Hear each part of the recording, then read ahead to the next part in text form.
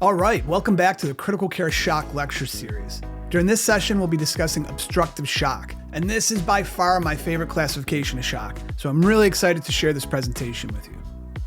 As you know, my name is Bob Gibson. I'm an acute care nurse practitioner. I have no relationship with industry or any financial disclosures to report. I am the president of ROSC LLC, a critical care education company.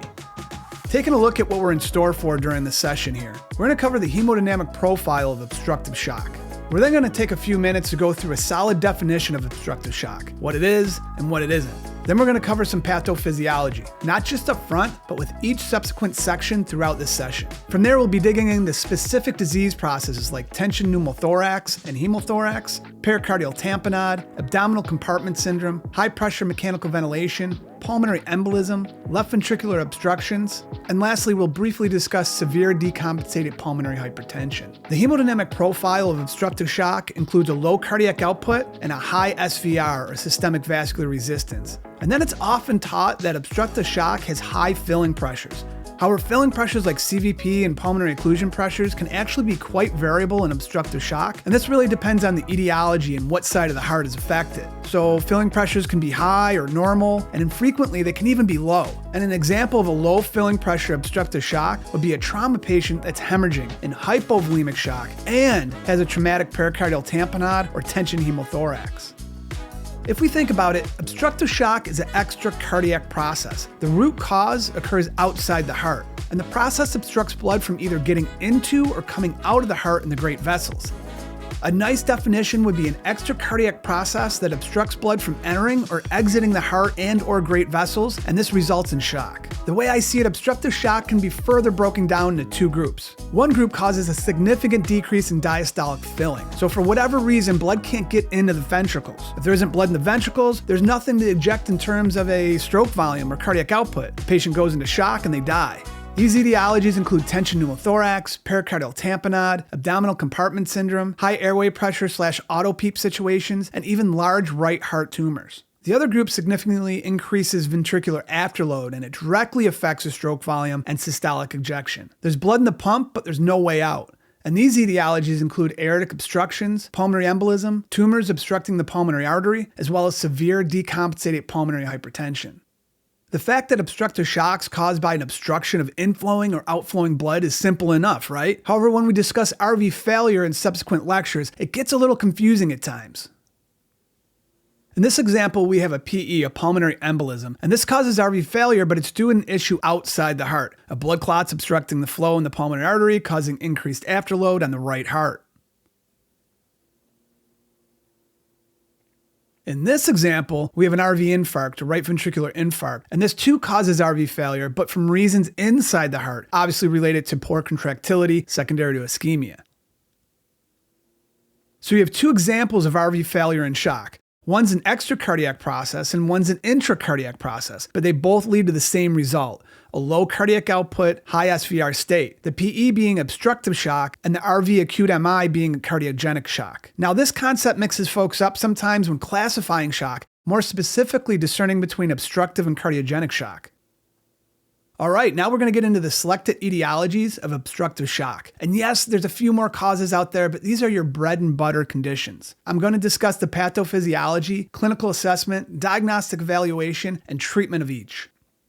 Let's start with tension pneumothorax. And to be clear, when we say tension, we're referring to a patient with a pneumothorax that's hemodynamically unstable. So tension's a clinical diagnosis, not a radiological one. Now, we all know that a pneumothorax is air in the pleural space, that air doesn't belong in the pleural space, and that a tension pneumothorax will kill you. You can definitely get more detailed when we think about pneumothorax etiology, and I think primary spontaneous, secondary spontaneous, and then traumatic pneumothoraces. First, we have primary spontaneous pneumothorax, and this is a pneumothorax that occurs in the setting of no underlying lung disease. So the most common patient is a tall, male, low body mass, and smokes. After the fact, these patients are commonly found to have emphysematous-like changes in their lungs. So they have a subpleural bleb or bulla, it ruptures, and then they suffer a pneumothorax. A secondary spontaneous pneumothorax presents itself as a complication from a known underlying lung disease. So examples would be like COPD, asthma, cystic fibrosis, any types of infection, ILD, connective tissue disease, or even cancer. Then lastly, we have non-spontaneous traumatic pneumothoraces. So this includes iatrogenic injuries from procedures and barotrauma from mechanical ventilation. This also obviously includes pneumothoraces from traumatic injuries as well. So hopefully you've been evaluating this chest x-ray as I've been talking here, and you've noticed this huge right-sided pneumothorax. And this yellow line outlines the pleural space with no lung markings. This pink line outlines the lung that's compressed and collapsed. So let me remove the outlining again just so you can take a better look. And take special attention to how the mediastinum is shifted away from the pneumothorax towards the left side. Moving on to tension hemothorax or tension pleural effusion. Obviously, this is fluid in the pleural space that doesn't belong. If this fluid rapidly accumulates, it causes tension physiology and it can be life-threatening. By far, the most common example would be a traumatic hemothorax, and then blunt trauma and penetrating trauma would be the most common within that group. Then we have non-traumatic, and this includes iatrogenic injuries, vascular complications, cancer, infection, and coagulopathies. Lastly, I'd like to talk about non-hemorrhagic tension pleural effusions. Definitely less common than traumatic and non-traumatic, but it can happen. It's all about the rate of fluid accumulation. A rapidly growing pleural effusion can cause tension physiology, and on top of that, it's more likely to occur in the setting of a coexisting pericardial effusion. Looking at this chest x-ray, you see a dense opacity in the left pleural space. So signals that it's not just a big analytic lung, is that the rib spaces on the left are not smaller than those on the unaffected side.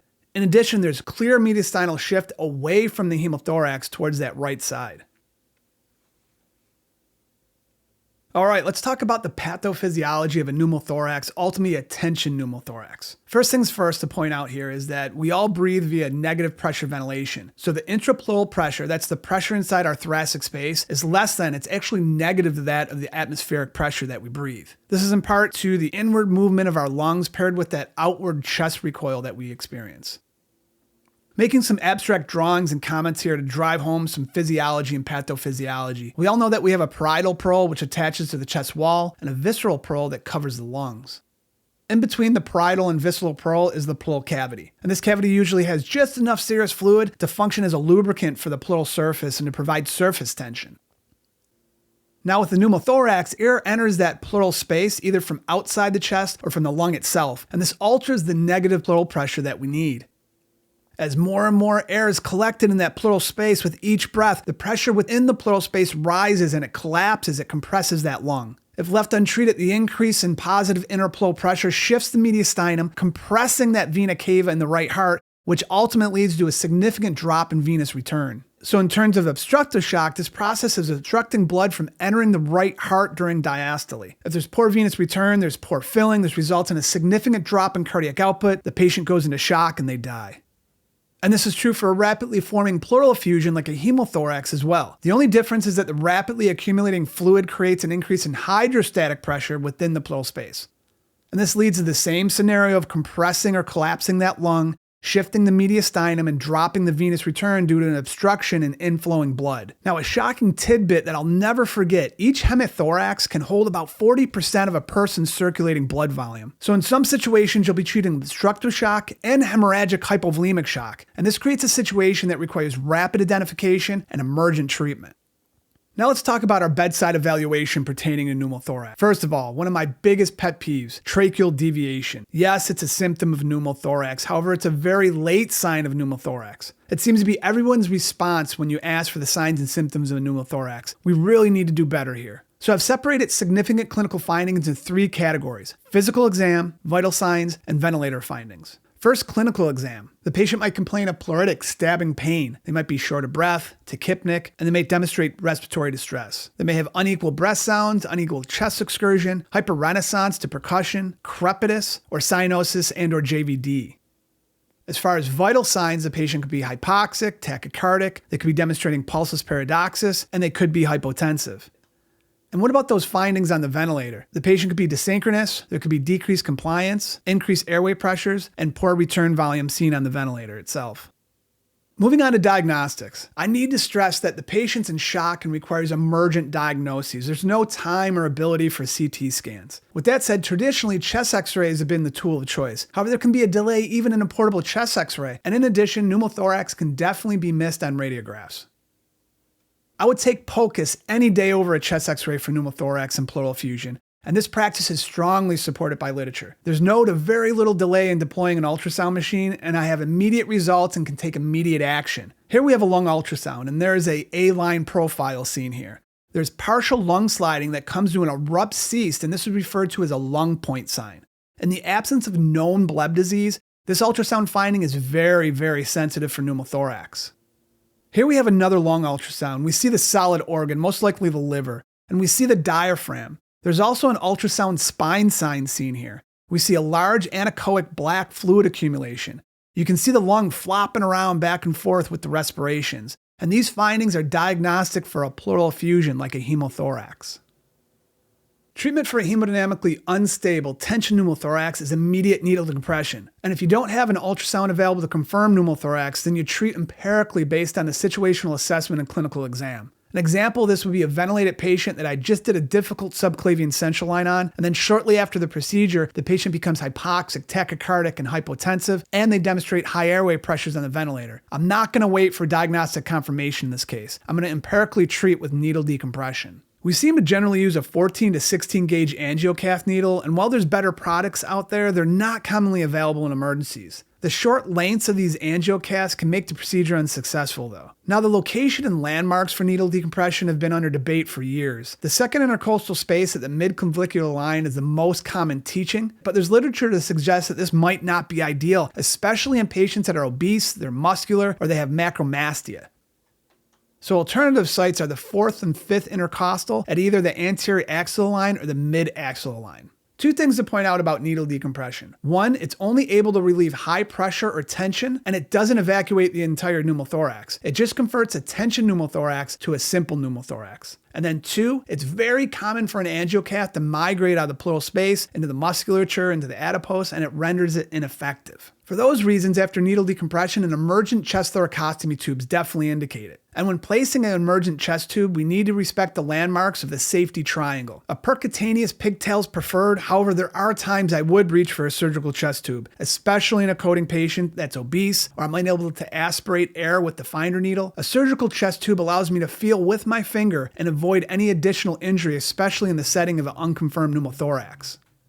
The treatment for a hemothorax is a chest thoracostomy tube. I could go deep into the literature and discuss chest tube sizes and even the use of pigtails in hemodynamically stable patients. However, I want to keep it simple. If you have a hemodynamically unstable hemothorax, you need to reach for a chest tube. And traditionally, the mantra was the bigger the better. However, in most cases, you can get away with a 28 to a 32 French chest tube. These more moderately sized tubes probably have equal draining efficiencies when compared to the larger 36 to 40 French tubes. Now we're going to move on to pericardial disease and obstructive shock. And while constrictive pericarditis is an etiology of obstructive shock, we're going to focus our efforts on pericardial tamponade. But first things first, we need a quick anatomy refresher. Remember that the pericardium actually consists of two parts. So first we have that outer fibrous pericardium, and despite what we intrinsically think, once its limited elasticity is met, this becomes a relatively inflexible, rigid, fibrous membrane. Then we have the inner serous pericardium layer, and just like the pleural, it has a parietal pleural and a visceral pleural layer. In between these layers is about 15 to 50 mL of serous fluid that adds in lubricating the epicardial surface, allowing the membranes to glide over each other with each heartbeat. We know that a pericardial effusion occurs when there's excessive pericardial fluid around that heart. A large list of causes exists, and they range from infection, autoimmune disease, neoplasms, cardiac issues, trauma, metabolic issues, radiation, and even some medications. And then in addition, a large amount of pericardial effusions are idiopathic. With that said, pericardial tamponade results when a pericardial effusion exerts positive hydrostatic pressure towards the heart. And this occurs under a rigid, tense, fibrous pericardium. Now, interestingly, the rate at which the fluid accumulates is directly related to the risk of tamponade physiology. So said another way, a slowly forming effusion over time is less likely to cause tamponade as opposed to a rapidly forming effusion. Again, anything can cause tamponade physiology, but the more rapid forming effusions are the more worrisome. Things like pericarditis, aortic dissection, post-MI ventricular rupture, trauma, or iatrogenic catheter or pacing wire complications. As the hydrostatic intrapericardial pressure exceeds the diastolic pressure of the right heart, there's actual chamber collapse, and this restricts diastolic filling of the right heart, dropping venous return and the stroke volume. So left untreated, this results in shock and subsequent death. When it comes to the assessment of pericardial tamponade, it's somewhat nonspecific and sometimes depends on the cause of the effusion. But despite most patients not meeting all three criteria, the infamous Beck's triad needs to be brought up here. You would see positive JVD, hear muffled heart sounds, and your patient would be hypotensive. Other findings, both historical and clinically, might include chest pain, dyspnea, fatigue, syncope, dizziness, tachycardia. They might demonstrate pulsus paradoxus, or you might hear a pericardial rub. As you can see, echocardiography is the best diagnostic tool at the bedside. Here you can see a large anechoic region of fluid surrounding the heart. You can see both RA and RV collapse, and not pictured here, you would most frequently see a plethoric IVC. While you wouldn't necessarily depend on a chest x-ray to diagnose a pericardial effusion, nor would you send a patient off the unit for a CAT scan, you can see evidence of pericardial effusion with both a chest x-ray and a CT chest. On a chest x-ray, you see the traditional water bottle appearance. And I have to say, I get a giggle out of this because younger generations have no clue what we mean by a water bottle. This is an old-fashioned rubber sac that we used to use for heat and cold therapy. Here's an example overlaid with the chest x-ray. I'll remove it so you can see the x-ray again, and I'll add it back for comparison. Now the CT chest to the right demonstrates a pericardial effusion. You can see the outlining of the cardiac border, and then you can see outlining of the pericardial effusion. Again, I wouldn't rely on these image modalities to diagnose pericardial effusion, especially in an unstable patient, but any of these findings from a chest x-ray or a CT chest should be followed up with a POCUS or a stat-official echo. Two other cool diagnostic findings are CVP tracing and EKG. The CVP tracing on the left demonstrates failure of Y waveform descent, and you can compare it to a normal waveform above it and see that the Y waveform doesn't descend. So this occurs because the right atrium to the right ventricular diastolic blood volume is impaired due to the compressive effect of that pericardial effusion, that pericardial tamponade. So essentially, this is evidence of impeded diastolic filling. Then the EKG to the right demonstrates electrical alterans. You can see the voltages alternate up and down. And this occurs because the heart swings back and forth in the pericardial effusion, and it moves back and forth from the EKG vector, and this creates this decreasing, increasing voltage pattern that you see here. But again, these are just a few diagnostic findings, pieces of the puzzle, if you will. You need an echo for definitive diagnoses. Treatment's straightforward. It's the pericardial fluid causing the issue, so the pericardial fluid needs to be drained. In the setting of a pericardial cardiac tamponade, this is an emergent procedure and not one that waits until the morning. I would say 9 out of 10 times, pericardiocentesis is the preferred intervention here. I don't want to get into the procedure in this presentation since a lot of folks these days aren't trained to do it, but I'll abbreviate the discussion by saying ultrasound should be used, and there are now multiple possible landmarks or positions for pericardiocentesis. Now, in some cases, you might have septated or loculated effusions, or maybe even an isolated posterior fluid collection. In these cases, a surgical pericardial window is needed. In addition, in trauma, sometimes a pericardial effusion is discovered during a resuscitative thoracotomy. So in this case, the pericardial sac is incised and then the fluid suctioned. Lastly, we want to try to avoid intubation if possible. So unfortunately, intubating and positive airway pressure, they'll increase your interthoracic pressure, creating a worsening right heart venous return. But if you're forced to act to intubate your pericardial tamponade patient, try to optimize the patient as best as you can and also prepare to start resuscitative efforts upon intubation. Moving on to a process that most of us don't necessarily correlate with obstructive shock, abdominal compartment syndrome. This isn't a lecture on abdominal compartment syndrome, but briefly, the abdomen is a closed anatomical space. Its boundaries are the spine, the pelvis, and the costal arch, and these are inflexible and rigid, indicated by the black dotted lines that you see here in the graphic. The diaphragm and abdominal wall have some pliable flexibility to it, and this is indicated in the red dotted line in the graphic. This is another situation where we have a closed space that comes under abnormal pressure. So as the interabdominal pressure reaches approximately 12 millimeters of mercury, the abdominal cavity organs and vessels, they become affected. And this includes arterial perfusion as well as vena cava compression. Just some quick graphics of some crude anatomy and pathophysiology here. Here's our normal great venous system all the way back to the caval junction. Obviously, blood's returned to the right heart, and we've discussed multiple times how blood returns to the heart, including the pulmonary pump and the negative pressure gradient returning to the heart. However, in this pathological setting, due to the increase in pressure in the interabdominal cavity, the interabdominal pressure causes compression and collapsing of the abdominal vena cava. This prevents adequate blood return, thus inhibiting the diastolic filling of that right heart. So poor venous return equals poor stroke volume equals hyperperfusion and death. On top of this, the upward displacement of the diaphragm causes increased airway pressures when a patient's on a mechanical ventilator. This can further impede venous return. There's a multitude of causes when it comes to intra-abdominal hypertension and abdominal compartment syndrome. Generally, it's broken down to primary and secondary intra-abdominal hypertension. Primary intra-abdominal hypertension is a direct injury or disease of the abdominal pelvic region, things like trauma, bowel obstructions, ascites, and bleeding and hematoma. Secondary intra-abdominal hypertension is an indirect condition that didn't originate in the belly, things like sepsis or overzealous fluid administration or burns. The best logistical way to diagnose intra-abdominal compartment syndrome is by bladder-derived intra-abdominal pressure monitoring. Intra-abdominal pressure monitoring should be performed with a low threshold for suspicion. Now, most experts agree that if the patient has greater than 2 risk factors, pressure monitoring should be considered.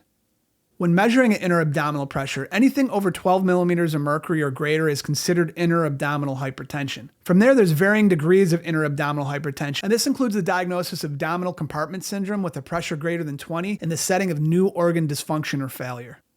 Treatment revolves around a tiered process addressing 5 management components: evacuating interluminal contents, evacuating intra-abdominal space lesions and fluids, improving abdominal wall compliance, optimizing fluid status, and lastly, optimizing systemic and regional perfusion. If conservative, minimally invasive measures fail to correct the process, the ultimate corrective intervention is a surgical abdominal laparotomy. Now, these patients are generally left with an open abdomen until the underlying process is resolved or improved. Our next etiology of obstructive shock is positive pressure ventilation with either high airway pressure and/or the development of severe autopeep. Now, the good thing is that this complication is usually temporary and transient given the appropriate interventions. However, I've seen my fair share of patients code from this as well. We all know by now that we're breathing negative pressure ventilation. Now, when you change over to bag mask ventilation or intubate and mechanically ventilate, you're changing to positive pressure ventilation. Most of us know that positive pressure ventilation via mechanical ventilation or a bag mask valve has the positive hemodynamic effect of decreasing LV afterload. Now, this is great for heart failure patients. However, there's also some deleterious effects from this. When changing from negative to positive pressure ventilation, we reduce our negative pressure gradient between the right atrial pressure and the mean systemic filling pressure. In addition, we increase the resistance through the vena cava, and this all leads to a net result of decreased venous return. In addition to the increase in interthoracic pressure, the pulmonary vasculature becomes compressed, which increases RV afterload. We'll explore these positive pressure ventilation changes here in this graphic. As we introduce positive pressure into the lungs, we increase the interthoracic pressure, and this pressure can't be released through the vault-like thoracic cavity. As the interthoracic pressure rises, it further compresses the great vessels in the right heart. This directly drops our venous return. In turn, stroke volume is reduced, the patient becomes hypotensive and has the risk of arresting. This is true when we bag mask ventilate, this is true when the patient's on the ventilator, and it's especially true when we're coding a patient. So cardiac output from compressions is a fraction of normal, and if we worsen that venous return even further by high airway pressures or too rapid or big of ventilations, we can impede that venous return and cardiac output even further, and this stacks the chips towards the chance of unsuccessful resuscitation. As far as assessment, I've broadly thrown my thoughts into 2 categories here, one being autopeep and the other being everything else. Starting with the vent-patient interaction side. These right heart ventilator-induced hemodynamic changes are exacerbated by hypovolemia. So always make sure your patient's urovolemic. This doesn't mean throwing blind fluid at them. It doesn't even mean empirically giving a bolus before intubating. It means do a volume responsiveness test and determine their fluid status. From there, we would essentially be getting into a vent management lecture, and we're not going to do that. Instead, I'm going to keep it simple. Make sure you're monitoring the peak inspiratory pressure and the plateau pressure. And while there's association with the PIP, the peak inspiratory pressure, the plateau pressure is the best indication of issues here. Now, once it's determined that your airway pressures are too high, we can consider reducing the tidal volume, reducing the respiratory rate, or adjusting the inspiratory time. We should always be searching for optimal or better PEEP levels to avoid under-recruitment or overinflation. Then lastly, the item that's probably most treated is the patient's interactions, i.e. sedation. And this is where I throw in my 2-liner here. You want the ventilator working for the patient, not the patient working for the ventilator. Learn how to adjust and manipulate a ventilator. Then, if that's not successful, sedate the patient. The next category is autopeep itself. Autopeep is also known as breath stacking, intrinsic peep, or dynamic hyperinflation. Said a simpler way, a breath starts prior to the previous breath being fully exhaled. So subsequent breaths are stacked on top of each other from a flow standpoint. Once autopeep is identified, we have a handful of options that are situational and patient specific. We could consider reducing the tidal volume, reducing the peep, or reducing the respiratory rate. We also could look to adjust the inspiratory time. As a quick bonus, I just want to briefly talk about diagnosing autopeep. By far, my preferred method to identify autopeep is by assessing the flow time graphic on the ventilator. You have an inspiratory limb and an expiratory limb. Evaluating the expiratory flow limb in the example graphic to the left, the flow doesn't return to baseline.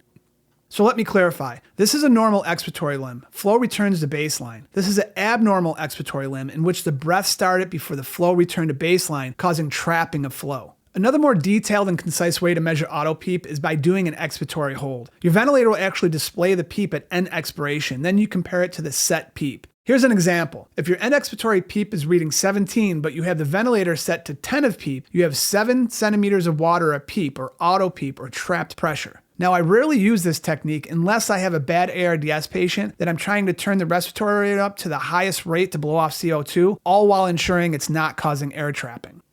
Now we're going to move on to pulmonary embolism. Again, as a reminder, we're discussing obstructive shock here. So we aren't chatting about low risk or intermediate risk PEs. We're talking about high risk PEs. Some people refer to this as a massive PE, and stop doing this because it seems to be confusing some folks. Just because a radiologist says there's a massive clot doesn't mean that the patient has a massive high risk PE. After a pulmonary embolism is confirmed, high risk PE classification is actually a clinical designation. The European Society of Guidelines define a high-risk PE as hemodynamically unstable in the setting of an acute PE. These guidelines go on to give specific criteria, and if the patient meets one or more of these criteria, they fit into the diagnosis of a high-risk PE. These criteria include cardiac arrest, a systolic blood pressure less than 90 with end organ perfusion, any need for vasoactive therapy to maintain a systolic blood pressure of 90 or greater, and lastly, a drop in systolic blood pressure by greater than 40 points from baseline for greater than 15 minutes without an alternative etiology. Now, unfortunately, this is a high mortality disease process. Despite established recommended treatment, all-cause mortality from a high-risk PE is as high as 40%.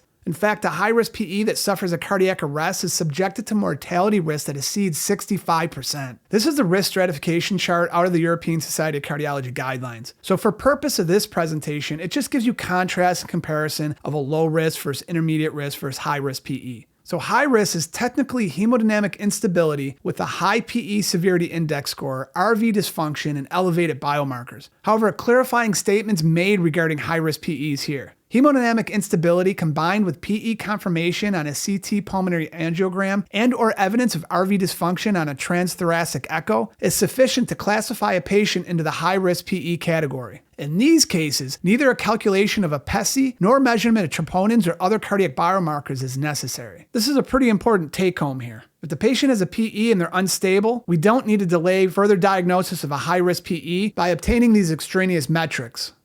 Before discussing pulmonary emboli pathophysiology, I want to back the train up and just remind you of a couple items related to the right heart. So the RV normally contracts against a low resistance, high compliance pulmonary vascular bed. And the RV is thin walled and very compliant, but it's susceptible to high back pressures and it dilates easy. The wrap-up phrase here is that the RV is preload tolerant, but afterload vulnerable. From there, the majority of the PE pathophysiology is relatively straightforward. A clot embolizes, usually from the lower extremity. It passes through the vena cava, goes through the right heart, and lodges itself in the pulmonary arteries. This obstructs outgoing blood flow and causes an increase in RV afterload. Now, to an extent, the RV has contractile reserves that try to overcome this increase in afterload. However, when this reserve is depleted, the RV dilates severely. This leads to increased RV function, tricuspid annular dilatation with resultant tricuspid regurg, as well as a decrease in RV coronary artery perfusion. Concurrently, the RV is under such significant pressure overload that it pushes the septum into the LV. This impedes the LV's ability to fill. So not only are we having problems with the RV pumping blood to the left heart, but we're also getting hit with a double whammy by the LV's inability to fill and eject.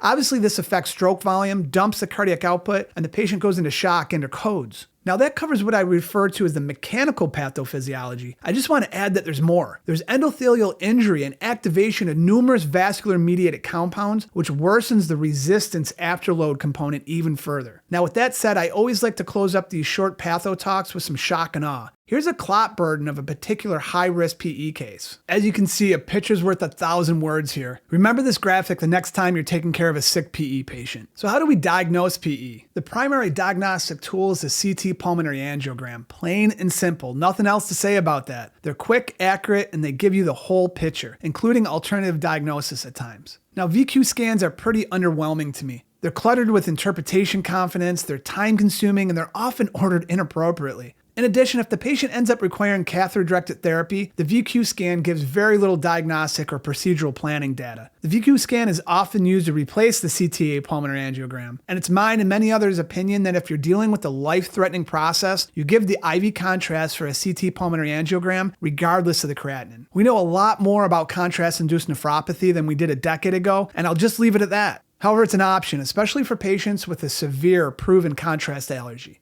Next would be POCUS, ultrasound, echocardiography. And as much as everyone knows how much I love POCUS, an ultrasound is not going to diagnose a PE in most of the situations. The only exception here is if you're fortunate enough to pick up a clot in transit, either in the right heart or in the RV outflow tract and proximal PA. Otherwise, ultrasound just gives you clues to the diagnosis and/or assistance with risk stratifying. Taking a deeper dive into the benefits of CT pulmonary angiogram, we can objectively diagnose the PE, the location, the size. Here's a large filling deficit in the proximal main PA. And just to be clear, the filling defect is the actual clot that we're seeing here. We can also use CT pulmonary angiogram as a screening tool for something referred to as the RV to LV ratio. Long story short, the RV should never be bigger than the LV. If it is, that's a danger flag.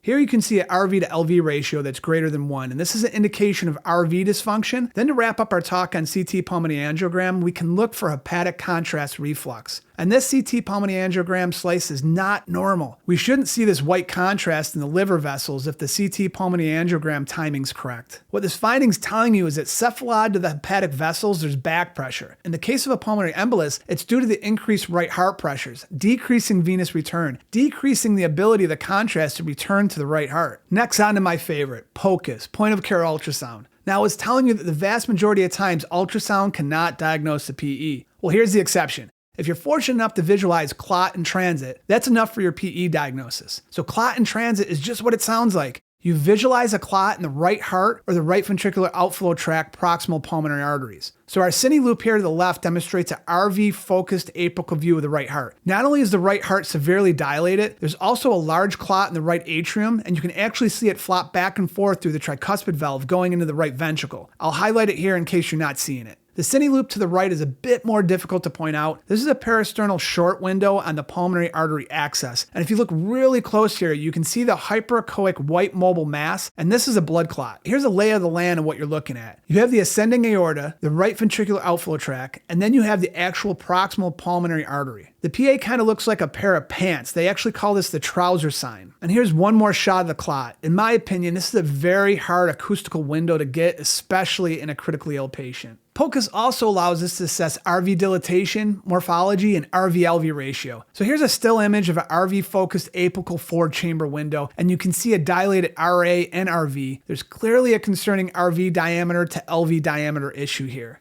The graphic to the right shows you how we measure the RV to LV ratio. We then put this into a ratio format, and again, the RV should never be bigger than the LV. When the RV to LV ratio is greater than 1, we have a concern for increased mortality. POCUS allows me to get a qualitative and quantitative understanding of the cardiac function. The cine loop to the left is a parasternal short window at the axis of the papillary muscle. We see a severely dilated RV, a hyperdynamic, poorly filled LV. We also see the infamous D sign that the LV is making here. This is an indicator of pressure and or volume overload of that right heart. This pushes the septum into the LV, impeding the ability to fill. The still image to the right here is an example of TAPSE, tricuspid annular plane systolic excursion. We can do a variety of quantitative testing, including fractional area change, acceleration time, and tricuspid valve PEEP gradients, and these are relatively easy to complete at the bedside. And to wrap the POCUS talk up, we also can easily detect large DVTs. The two cine loop examples here not only show us failure of the vein to compress, but we can also clearly see the clot.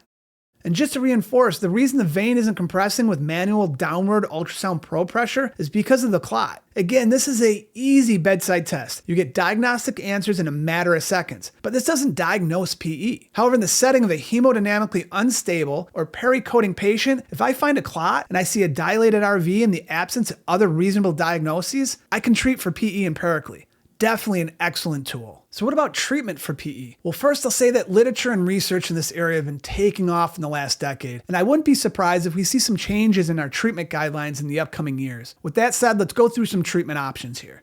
So as we go through the treatment options, I want to make it clear that anticoagulation is needed in conjunction with these other therapies. Systemic thrombolytics in the absence of contraindications is still the first-line treatment for high-risk PE. Briefly, I'll say the optimal dose and drug hasn't been fully determined. The FDA-approved treatment is for TPA 100 milligrams over 2 hours. There's worthwhile variations in literature. However, the only one I'll mention is the one that's most important to you in a PE cardiac arrest patient. And that's that most experts would agree that they would rather give 50 milligrams IV push over 2 minutes in a code or a pericode situation than do the prolonged 2-hour infusion. In addition, TNK isn't yet approved for PE, but some organizations are utilizing it already. Now, if systemic thrombolytics are contraindicated, then we can reach for one of our catheter-directed therapies. And these are generally broken down into 2 technology groups: catheter-directed thrombolysis and catheter-directed embolectomy. So both therapies expose the patient to some degree of anticoagulation. In addition, catheter-directed thrombolysis still exposes the patients to thrombolytics, but at a drastically reduced dose. Then we have a surgical embolectomy. And just to clarify, this is in the cardiothoracic OR and the patient's on cardiopulmonary bypass. Historically, this has been reserved for treatment failure, high bleeding risk with systemic thrombolysis, or complicated situations like a right heart thrombus in which the thrombus is crossing back and forth via PFO or ASD. One thing that I want to point out, I rarely defend CT surgeons, but I feel like they get the crap deal in these situations. Many providers go through this checklist in their head. Nope, too high bleeding risk for systemic thrombolytics. Nope, too high risk for catheter-directed therapy. So let's consult CT surgery to do surgery. What non-CT surgery folks don't realize is that there is a massive heparin bolus administered when they go on pump, when they go on cardiopulmonary bypass. Now, I'm not telling you not to consult your CT surgeon. Actually consult them or involve them early. I just want you to see and hear the full picture though. Lastly, we have VA ECMO, venous to arterial extracorporeal membrane oxygenation, and this bypasses the heart and lungs. So the advanced modality provides hemodynamic stability, bypasses the mechanical PE, and it supports that stunned or soon to be recovering RV. To add to that, if needed, the patient can still undergo catheter-directed therapy or in some cases surgical embolectomies. From there, we'll discuss further more advanced management in our separate lecture on RV failure. This is a nice proposed treatment algorithm for high-risk PEs, at least in facilities that have ECMO capabilities. So let's just take a quick walk through this, at least part of it. If my patient's actively arresting, I administer systemic thrombolytics and consider ECMO if available during the rest. Now let's say my patient isn't arresting, but they are diagnosed with a high-risk PE. We should consider VA ECMO if vasoactives are increasing, there's progressive end organ injury, there's an inability to perform catheter or surgical pulmonary embolectomy within an hour and a half, there's need for intubation with severe RV failure, there's inadequate oxygen or ventilation, or there's right heart thrombi. These are folks that we should consider early VA ECMO cannulation. We're going to finish up here with our last topic, LV obstructions. So obviously these etiologies of obstructive shock are characterized by the obstruction of outgoing blood from the LV. This causes an increase in LV afterload, and it directly reduces LV stroke volume. We're going to briefly discuss aortic stenosis, aortic dissections, and hypertrophic obstructive cardiomyopathy with systolic anterior motion. All 3 of these topics are owed many lectures of their own, however, we just don't have time for that in this presentation. We'll be hitting some brief patho, diagnostic strategies, and some quick management. But here's the kicker. All 3 of these processes obstruct the left ventricular outflow tract. However, aortic stenosis and HOCM with SAM occur inside the heart. Aortic stenosis is a valvulopathic condition, and HOCM with SAM is a cardiac hypertrophy with subvalvular condition. Even though these 2 disease processes cause obstruction, they're technically a cardiogenic cause of shock. So we'll cover aortic stenosis and HOCM in our cardiogenic shock lecture. Today we'll just cover aortic dissections. And this process occurs outside the heart, hence it's categorized as an obstructive shock etiology. However, let's just step back for a minute. Yes, they have this potential for obstructive shock, but they're also bleeding to death. They're in hemorrhagic and hypovolemic shock. In addition, there's so much endothelial injury and mediator activation, they might be suffering from a low-grade distributive shock as well. So aortic dissection occurs when there's an intimal tear. This allows blood into the medial layer of the aorta, causing a false tract or a false tunnel. This tract is generally contained within the outer adventitia layer, which is why it can obstruct blood flow out of the heart. This causes an abrupt increase in afterload, it reduces the left ventricular stroke volume, and it contributes to a low cardiac output state that the dissection patient experiences. With each cardiac contraction, the dissection has the potential to extend, either proximally or distally. This can cause branch artery occlusions and even a rupture of the outer adventitia area. As we know, aortic dissection risks include hypertension, atherosclerosis, prior cardiac surgeries, aortic aneurysms, or Marfan's or bicuspid aortic valve disease. An aortic dissection should be on your top 3 list for the biggest diagnosis that you fear missing. With that said, let's go over some clinical findings. Chest and back pain, the most common symptom. Abrupt in onset, often characterized as severe, knife-like stabbing, tearing, or ripping. Depending on the location of the dissection, you might see unequal upper extremity blood pressures. Again, depending on the location and severity of the dissection, you might assess weak or absent lower extremity pulses. In addition, you might also take a new murmur, and this is from the combination of turbulent narrowing flow in the aorta, as well as the aortic valve deformity, i.e. aortic regurg. If the dissection's affecting the head vessels, you might see mental status changes and even a CVA. You could see hypotension, syncope, or shock. And lastly, since a chest x-ray is a common initial portion of a chest pain workup, I'd like to mention that with an aortic dissection, you might see a widening mediastinum or abnormal contour of that aortic knob. Now let's briefly talk about the diagnosis. So a CT angiogram is the modality. This is a life-threatening condition. You give the IV contrast regardless of the creatinine. We need rapid and accurate diagnosis so we can get these patients to the OR as soon as possible. Now, aortic intimal flap dissections can be diagnosed with a transesophageal echo. And this really sounds great until you step back and think about it. Patients need procedural sedation to complete a TE. And that moderate sedation could be the push in the wrong direction, causing the patient to code. If a TEE is utilized for whatever reason, it's in the OR with the OR staff prepped and ready to cannulate. At the bedside with transthoracic echo, you might discover a dissection, but there's a lot of blind spots. In routine ICU POCUS windows, you might see a dissection of the very proximal aorta or the mid-descending aorta. However, TTE lacks sensitivity to make it an acceptable modality for the diagnosis. Lastly, technically, MRI has excellent sensitivity for aortic dissections. However, logistically, it's not appropriate in most cases. For purposes of this lecture and from the perspective of a non-cardiothoracic or non-vascular surgeon, treatment's pretty easy to discuss. If the dissection's a Stanford type A dissection, this warrants a stat cardiothoracic consult. These folks are going to the OR as soon as possible. To make life easier, think of a type A dissection affecting the ascending aorta. Now let's talk about a type B dissection, and this affects the descending aorta, or said more accurately, the dissection occurs distal to the left subclavian artery. First, I doubt these specific patients will present with the obstructive component of shock that we're mentioning in this lecture. Regardless, these folks need a stat vascular consult. Some patients can be managed medically, but more than likely they'll undergo endovascular repair. Important to point out, open surgical repair is associated with increased mortality, and that's why we don't see it so much these days. So great, call the CT surgeon or the vascular surgeon stat. However, what do we do in the meantime? So in patients in shock, we need to support them, and that's appropriate volume resuscitation, including blood transfusions. This will most likely include vasoactive therapy as well. Now, there isn't a clear agent of choice, but norepi will most likely suffice. Now, this lecture is about shock. However, the patient isn't in shock, we need to treat the blood pressure and the heart rate. I'm talking about hypertension. We should aim for a systolic blood pressure between 100 to 110 and a heart rate around 60 to 70. Now, we do this to decrease the dP/dt, and this can be loosely described as the force of the cardiac ejection. And this is done primarily with a beta blocker, and your choices are a labetalol infusion or an esmolol infusion. Now, esmolol has a short half-life, which is favorable, but you need to be cognizant of its high volume load it provides. Labetalol, on the other hand, has a low volume load, but it has a longer half-life. If you need an additional agent, you can reach for nicardipine or clofidipine. However, and this is very important, never ever run a sole vasodilating agent in these patients. They need a primary and concurrent beta blocker. Running just a vasodilator increases the shear force of the cardiac ejection. It does nothing of benefit to the heart and has the potential of worsening the dissection actually.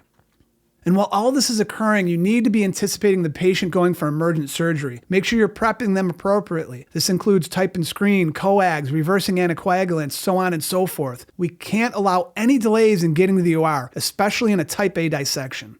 Now, I just want to plant a seed for our subsequent lecture on RV failure. With that, among other things, we're going to discuss pulmonary hypertension. So decompensated pulmonary hypertension can cause obstructive shock, and there's a multitude of pre- and post-capillary causes of pulmonary hypertension. The acute management of pulmonary hypertension-induced obstructive shock requires an extensive knowledge base and a stepwise intervention plan. So for an in-depth look at pulmonary hypertension, especially in regard to RV failure and obstructive shock, there'll be a separate lecture on just the management of RV failure. We'll be talking about pathophysiology, etiology, pulmonary hypertension classification, diagnostics, and treatment. With that, let's wrap up this presentation. We know that obstructive shock is any extracardiac process that obstructs blood from entering or exiting the heart or great vessels. We've covered what I feel are the most common causes of obstructive shock in critically ill patients. In addition, I've primed you for an excellent future lesson on pulmonary hypertension related to RV failure. I appreciate you viewing. If you have any questions, please feel free to ask them in the comment section at the bottom of this webpage.